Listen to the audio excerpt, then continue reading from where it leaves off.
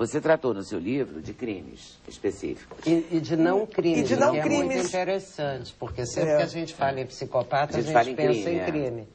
Né? E mesmo no crime, eu estava pensando antes de vir para cá, você vê certa diferença. Eu estava pensando, por exemplo, as pessoas dizem, a criminalidade vai ser diminuída com a educação, com... Não, mentira.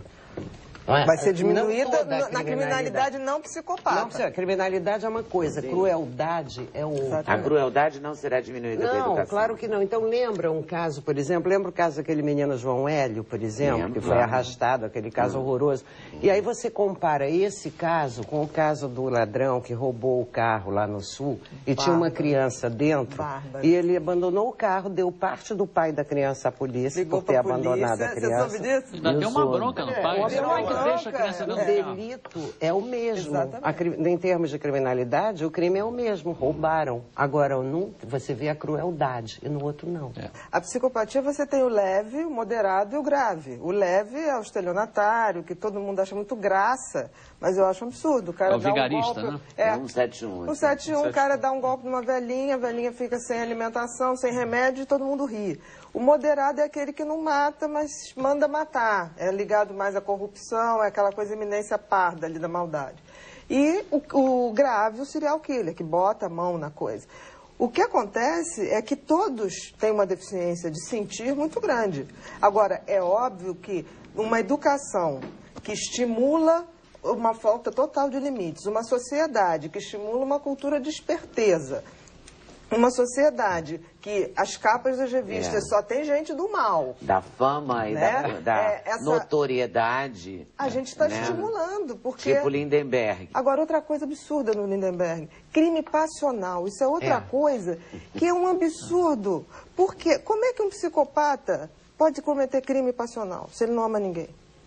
Ele tinha com aquela menina, era uma coisa de posse. O meu brinquedo, isso aqui. Como é que meu brinquedo não está querendo brincar? Então, aquilo ali foi uma coisa terrível. Ele manipulou a imprensa o tempo inteiro, ele manipulou a polícia, ele fez o que quis, na hora que quis. Ele deitou e rolou. O medo de encarar o mal é tão grande que a pessoa fecha os olhos para esse absurdo. O cara torturou 2 meninas em rede nacional durante 5 dias.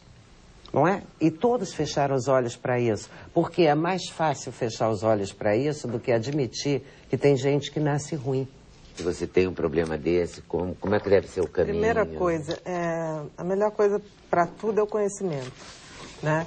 Então, eu não gosto de ser porta-voz de más notícias de jeito nenhum, mas eu também não gosto de ver gente inocente e vítimas sendo feitas sistematicamente e a gente não poder fazer nada.